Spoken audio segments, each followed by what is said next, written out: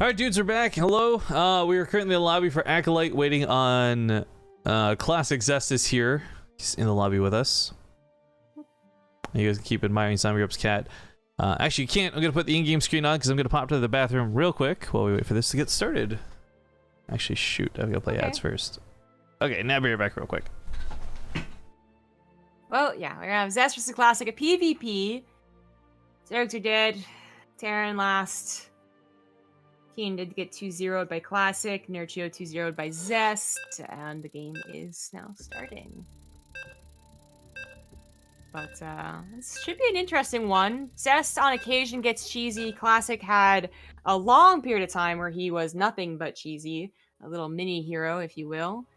Well, with his own flair to it. Don't want to make it sound like he's just copying a better player. He was, in his own right, very good. Zest actually is a bit more of a copycat, I feel, when it comes to cheese. I see him cheese and like, yeah, sometimes it works out because he's a good player, but a lot of times it just looks like he thought he saw something cool and tried to do it, and like it wasn't even pre-planned. It's not as convincing as if Classic is going to be cheesy, but the one caveat to that is PvP, I think. I think Zest actually does cheesy and aggressive correct in PvP more than his other matchups. I think PvZ and PvT, I was thinking of him as a macro guy. But it's Acolyte, and it's a PvP. Say the intros for when there's a camera, I guess. And I bring that up because We're in game. So spawning here in the top right, could have introduced them. It's the pink Protoss Zest. But I didn't know when you were coming back, so it'd be like, it's the pink Protoss Zest, and then just like silence for a minute. Sorry, I was just in the bathroom for a second, man. I don't know that. You could have been pooping. In the bottom left, as the red Protoss, it is Classic. No. Here's what pooping sounds like. Zombie cameras on your beer back. That's what pooping sounds like. Well, I was talking about the map, and Acolyte is like Dusk Towers. You're gonna wall off the front and almost never get the Nexus, actually.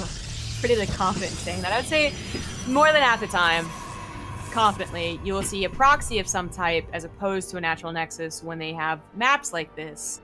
The probes are outside the walls, and they have almost nothing better to do. Sometimes they'll attack the pylon and almost kill it, which is always funny. But usually they either go scouting for proxies or put down their own. And Acolyte being such a huge map, it's unlikely you're going to find your opponent's probe. That's very true.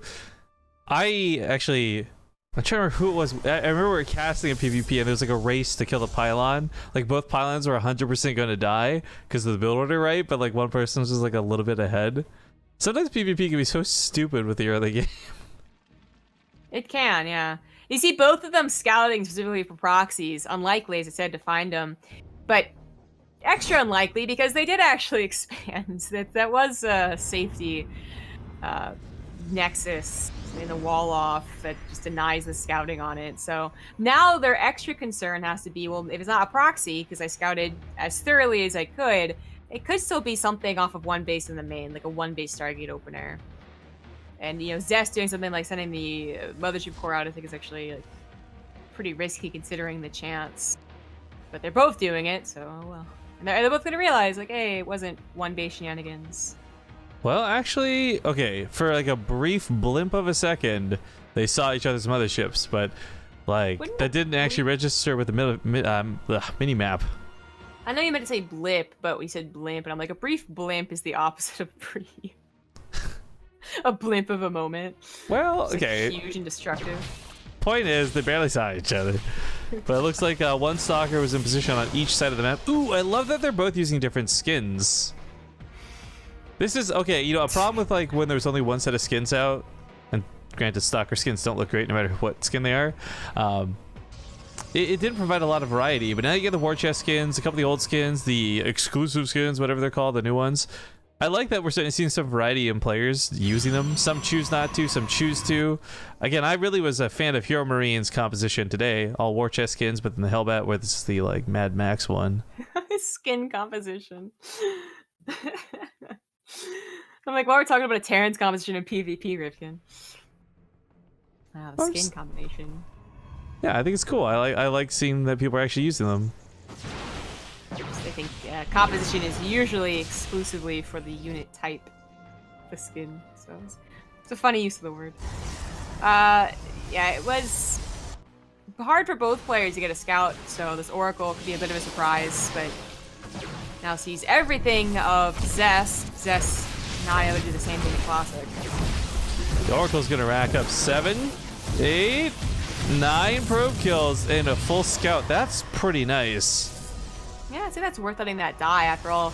Another one was already made, so just keep that one alive and you still have Revelation. It was pretty worth the Stargate opener, because of course, by opening with a Stargate, Classic has put his tech behind, most importantly his Twilight Council tech, on the way to a couple of Immortals, but no Blink, maybe slower to charge or Resonating Glaive, something like that. Both on equally timed third bases, but Zest at a 7 worker disadvantage. Yeah, Classic actually got a little bit greedy there. He almost lost the Oracle going back in for more of those workers, but I think for him, he knows like the better the worker lead he has, the better chance he has to win off of his slower tech game. Zest, by the way, is going to be throwing down double forges. Alright. Zest has been a guy liking charge a lot in all matchups, and might be going to charge after Blink here. I mean, Blink is a very versatile tool early game. A lot of PvP openers, if they're not Stargate, or even if they are Stargate, sometimes they'll get to Blink. But it's like a step along the process, because it's Acolyte, 3 bases, it's clearly going to be a macro game. Yeah. By the way, I see Monty you in chat. I just want to give him a shout out. I haven't been around, but I saw how much he was supporting Colonial Wars, so thank you very much for that support, dude. I forgot to cast that 36 hours ago. Yeah, it's a shame you ended up having to, but oh well. Yeah, I mean, it's fun, and it did get a lot of support, so it's always nice. Yeah, actually, what's cool is I was tallying it up. So far, like a little over $1,200 or something from the tournament so far. Very good. That does include the 300 we seeded the finals with, but that's I love doing stuff with Matcherino, man. It's good stuff. Aircraft 2 cans can really show their support. Yeah, a lot of people support this one too. Might not be Matcherino. This one goes through Patreon, but still the Olimoleague fan fueled. Does anyone have that copyright? That'd be a cool slogan. BaseTradeTV, fan fueled. I don't think anyone has that copyrighted. But it kind of sounds like you're also using a fan either to fuel something or throwing fans into a bonfire to fuel something. Well, unfortunately, I have reached that point in Friends where Chandler's trying to be an advertising guy, and he's really bad at coming up with slogans. I mean, so that's fresh on my mind. Oh, you're getting to the late seasons, and honestly, everyone's so flanderized, it's really not that funny anymore. It's okay to watch. It kills time. Although, I have got to find something. I've only got about 3 hours worth of content to watch for the flight to Montreal, so I got 2 days to find a new show to watch. Because I'm not gonna have anything for the way back, dude. I can't sit in a plane doing nothing for 5 hours, 5.5 hours actually. I've got a suggestion. I'm still making my way through the Defenders. That's gonna take years. I'm so pissed.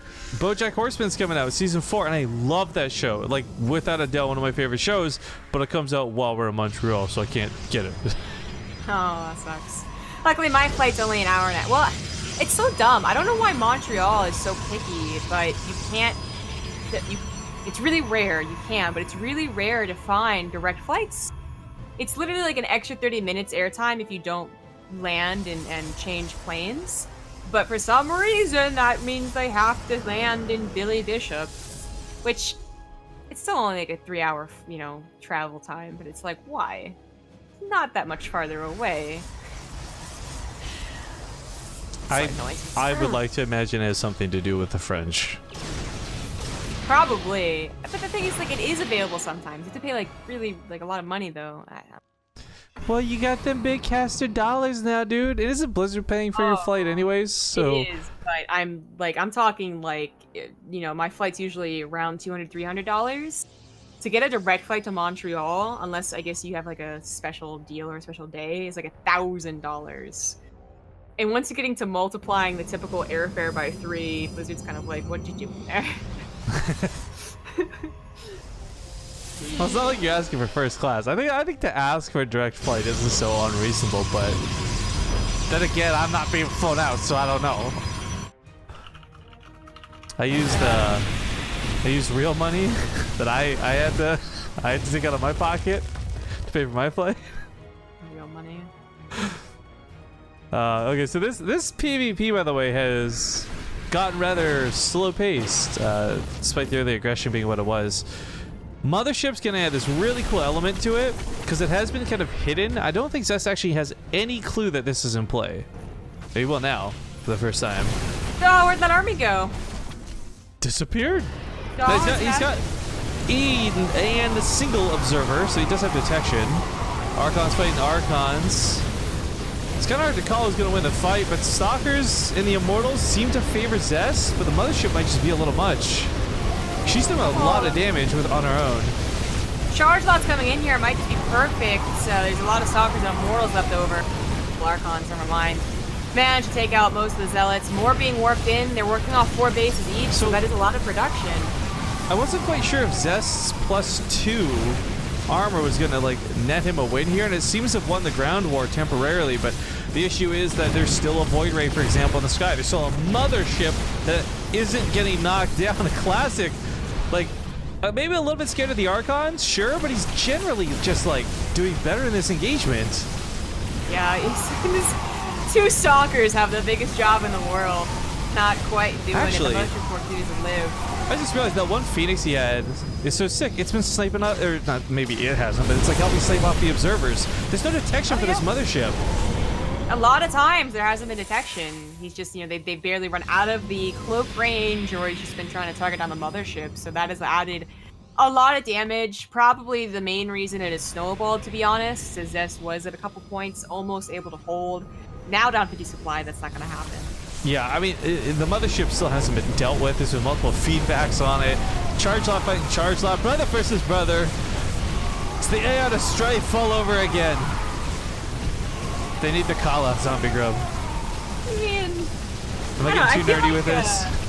A little bit, but I feel like the Protoss, like the Arcanus, has really don't like the Protoss that Alarak has, so they're probably not thinking brother versus brother. They're probably thinking asshole versus buttface. Hermano versus hermano. I mean, the brother versus brother thing is usually based around things like literally the Civil War, right? You had brother versus brother. I think the Protoss divvied up a long time ago. I don't know much about the Civil War. What was brother versus brother in that? It's literally brother versus brother. You would have brothers that would move to the north, and other ones would stay in the south. I thought you meant like Abraham Lincoln's brother was like the general of the other army or something, or I don't know. Like, I don't know where my brain went with that at all. No, not that. But yeah, the Protoss of the thing split a long time ago. I didn't realize there were so many factions. I didn't realize a lot of things. Trying to pay attention to the campaign this time around. There was, I feel like there are some major, just, not plot holes necessarily, but questionable thought processes in Brood War, as well as StarCraft 2's storyline. I thought Brood War was a lot more consistent. Oh well. Oh, well, we're waiting on the map pick here, folks, for the next one. Looks like the lobby's up. Pick it up with my toes. Nailed it. Didn't we already do? Oh no, that was the previous series. Okay, never mind. Yes. Gesundheit, by the way. Thank you. Hi. Hi. Who's a handsome boy?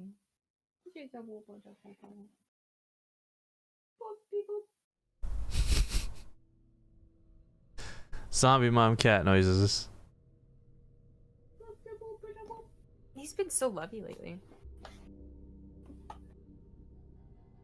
I mean, he like woke me up like this morning when my alarm woke me up, but then he like tried to crawl over me and get my attention as I was on my phone, and then he just kind of like gave up and laid his head on my belly, and I was like, could ignore him.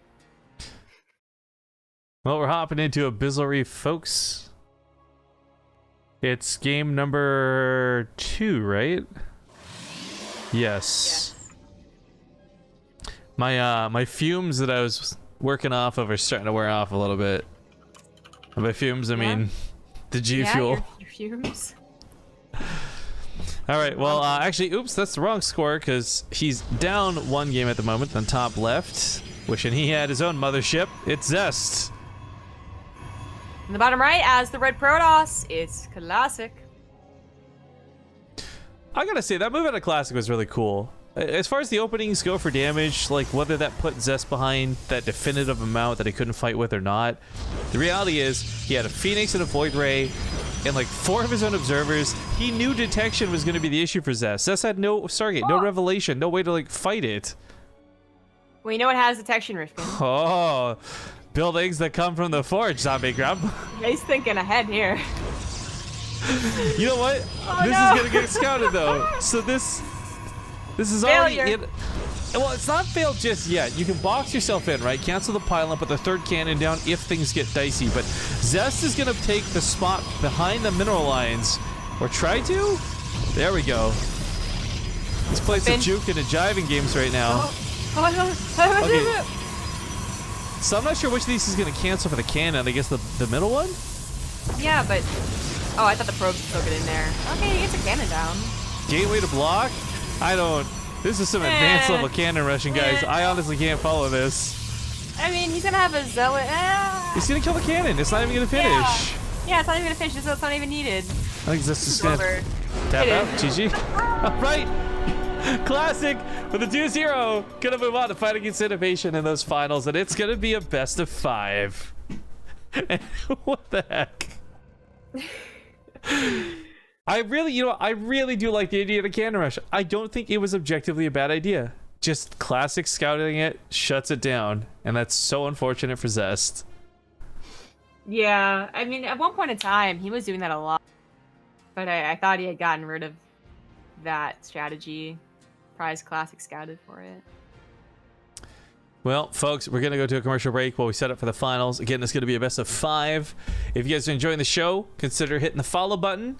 If you got that Prime coming up, maybe use that Prime on us. But to bring this up again, if you guys didn't see, one of the really cool announcements at PAX was, I think it's starting tomorrow. I have to actually look up the exact date. But for a month through to October at some point, you're going to be able to sub to the channel for the first time, like not just our channel, like literally any channel on Twitch for the first time for 50% off. This is tier 1, tier 2, or tier 3, so whatever you're feeling. And the beautiful part of that is the broadcasters still going to get the full value of your subscription. So I bring this up in hopes that you'll subscribe to us, but if you still just go to sub to somebody else for that deal, benefits everybody. More subs, more power, more awesome. Final Orm, thank you very much for that new sub, by the way. And now we go to commercials. See you guys in 2 minutes.